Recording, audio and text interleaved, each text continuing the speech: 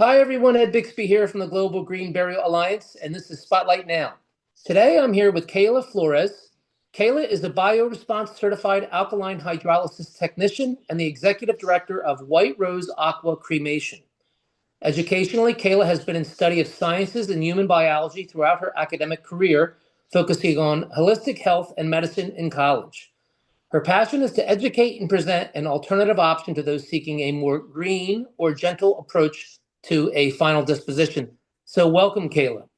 Hi, thank you so much for having me. I'm very excited to be here. Oh, it's our pleasure. We're glad to introduce you to our community. So, why don't we get it started by learning a little bit more about your personal background and how you entered, the death care world? Sure, absolutely. Definitely, definitely a little bit out of the norm. So I was a bartender and cocktail server for a little bit over 8.5 years, and it really ended during COVID. So when COVID hit, of course, everything shut down. I really was out of a job at that point. We were able to open here and there for like outside dining, but the job just wasn't working out anymore. And it really gave me some time to reflect on what exactly it was that I wanted to do moving forward. And very transparently, death care was never even something that I had ever considered. So I really took a look at everything and realized that, bartending wasn't for me. I was getting really burnt out in what I was doing. I was very unfulfilled. And it was brought to my attention that, we are a family business here where I work now, and my family had kind of propositioned me if this was something that may have been interesting to me because again, I love science. I'm a huge biology nerd.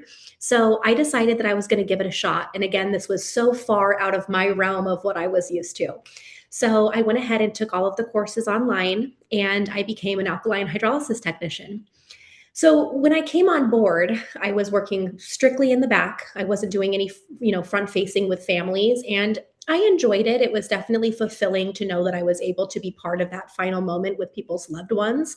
But as I've moved forward through my career and now I am 100%, forward facing with families. I meet with families every day, and that is, I think, my exact spot where I'm supposed to be. I'm very much fulfilled in my career now.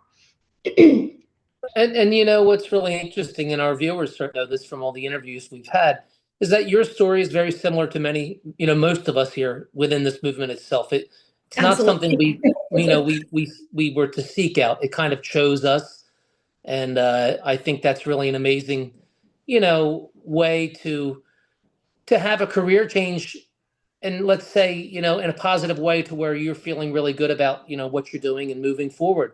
And Absolutely. so tell us then, so how did White Rose Aqua Cremation come to be? Was it this transition that inspired its creation, or was this something that was in the works or previous to you? Sure. So it was already in the works at the time that it was, brought to my attention. And we were not fully open as a hydrolysis facility at that time, but we were just becoming open as a mortuary. So with California being, us being the first in the state, there was a lot of logistics that had to take place, a lot of licensing, a lot of education. So all that to say, hydrolysis facility was not open, but the mortuary was. Now, David Perfido, he is our owner and founder and our crematory manager. He's my stepfather. And this really has come about because of his mother. So when she had passed away, he was already in the works of talking about opening a traditional crematory because of the business plan behind it and, all from a business perspective at that time. And this was kind of in honor of her. He expressed that he wanted to do this. She really pushed him for that. And after she passed away, he decided, not only was he going to go forward with the business, but he ended up evolving it into water cremation after he learned about it and, wanted to be the first in the state. So it really is in honor of her. Well, and that's wonderful. And you're bringing such an important and meaningful, funeral option and service to your community. So I commend you guys for that. For our viewers, could you walk us through the steps of your water cremation process, and what might a family expect if they were to opt, for this option? Sure. Absolutely. So we operate in our beginning processes as any other mortuary would. Somebody contacts us at the time of passing. We, bring somebody directly into our care and immediately start all of the logistical registration process. So the death certificate registration, the permitting for the cremation itself. And then at the time that we're ready to proceed with cremation, we find out if the family is looking for a witness water cremation, which is something great that we actually are able to utilize at our facility, or if they're just ready to do a direct aquamation. And at that time, we would then begin the aquamation process. Now, we have a cradle, is what we love to call it, that holds the loved one during the water cremation process. That is what goes inside of our chamber.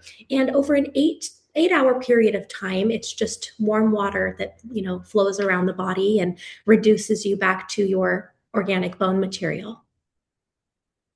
It's an interesting process, and certainly one that is, by far and away much greener than a flame base. I mean, flame base is starting to get a little cleaner with modern technology, but it's also very expensive. So I think it's great that people can, exercise their right to have an option like this.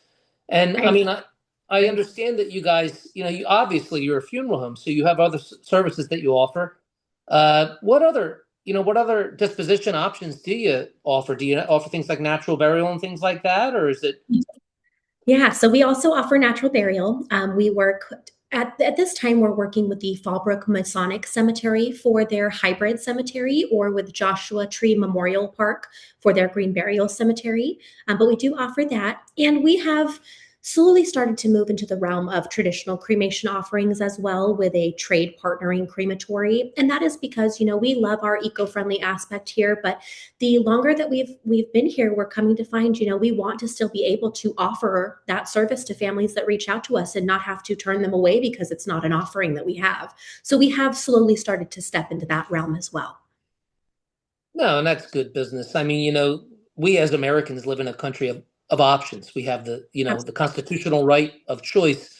But what's interesting about what you've said, and the viewers should ponder this, is the fact that it's not so much the process, it's the memorialization. And if you take those cremated remains and you plant them with a tree, what is the life of that tree? What is the carbon offset to the entire carbon footprint of not only life lived, but the process.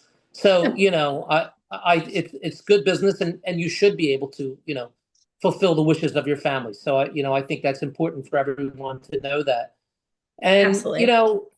when you have your families come, to your services, like things when it comes to the environmental aspect, I mean, are they coming to you because of their environmental values? Do you think it's more a connection to nature, simplicity? What are you hearing from your families? Or is it a You know, I combination of all? I think it's a combination, but I would say the majority, at least, would be one of two things. So I think the one would be, of course, the eco-friendly aspect. People are looking for something that is an alternative to traditional cremation, and they're not looking into the burial option at that time. So they want to find out about what it is aquamation is all about. I think the second thing is that aquamation and its perceived value of being, a more gentle alternative as well to traditional flame cremation. And of course, that's a family to family value. But that's something that I hear quite often as well. No, and you're right. It is always a combination. What I have found and what I find really interesting is everyone has a little bit of all of the things I mentioned, but a lot of them it comes down to the simplicity. They Sure. just really want something simple. They don't want to extend it any further than that. And is there any particular service you could share with our viewers that was especially memorable or impactful for you? I mean, as far as feeling really good and great about all the things that you do, is there anything that really moved you? Yeah, I mean, I can think of one family in particular. So the family had opted for, of course, the water cremation process. And during that time, they were kind of up in the air about not having a full service funeral. Half of the family really wanted something like that. The other half, again, was looking for something a little bit more simple. So we actually opted for a witness cremation for that family. And it was beautiful to see that they took over our witness room, which, without seeing it, it is a fairly small room that has a window that looks into our crematory setting. And they covered it in flowers and photos of their loved one. And I actually, behind the scenes, was trying to find something that I could use to kind of customize that witness for them. So a lot of people don't know that with a water cremation, you're unable to place somebody in, let's say, like a full suit. They're not going in a casket. There's no personal items that can go in with them. So I worked behind the scenes to find some water soluble paper that they were actually able to write some final love letters to their loved one that actually went in with that witness process. So I think that was very special. That's been something that's definitely been impactful for me. Oh, absolutely, and just having the foresight to seek something out, that would be personal for them because I'm glad you brought that up because a lot of people probably don't realize, what you've just mentioned, as far as clothing and things like that are concerned. So that's really a lovely way to memorialize, your loved ones. So, good Absolutely. job with that. And Oh, thank and you so much. you're very welcome. And my favorite part of the conversation always is asking my interviewees, where do you hope to see yourself and White Rose, let's say in the next 5 to 10 years in this environmental, future that we're looking at in the funeral industry?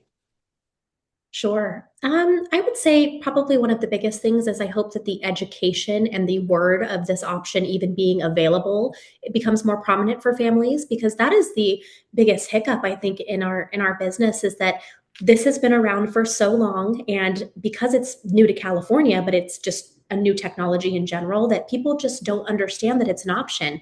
We're so big on options, so I think that would be number one is the education, being able to reach many more people. We are huge on outreach and in services and getting the word out there. I think the second thing would kind of be piggybacking my story about the witness and trying to find new ways to create more memorable experiences for families that are still doing these, no service cremation services. It's definitely something that I hear quite often that, it's kind of a tear between do we want a full service funeral to memorialize them?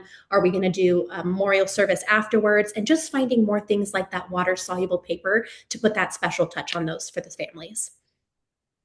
No, I agree with you. I think that's a great vision. I'm sure you'll achieve all of those things. And as you progress, I'm sure you'll come up with some wonderful ideas, for your families so they can commemorate and make it a memorable, impactful moment for them. Because I tell mommies quite often is that uh, just how lived. And I think that's really, to be able to walk really good about your decisions. So, great job to you guys. That brings us kind of to the end of our interview. Thanks for joining us today, Kahla. Viewers, you can learn more by visiting White Rose Aqua Cremation.com. And where might they find you as far as a physical address, Kahla? So we are located in Escondido, so North County, San Diego, at 820 West Washington Avenue, Escondido 92025. And you can always give us a call at 442-777-6077. And we love to chat with anybody who's, maybe looking into this option or just wants to learn a little bit more. Wonderful. Well, thanks again. We really appreciate what you do. And Absolutely. keep in touch. When things arise, let us know what's happening. Absolutely. We're looking to hopefully set up some public tours, so to speak, in the future so that people can really see what it is exactly we do here very transparently. And I will definitely let you know if we get that all set up. Awesome. Awesome. All right, everybody. So stay tuned. Kayla's got some good stuff coming your way. This is Ed Bixby from Spotlight Now, and see you at the next Spotlight.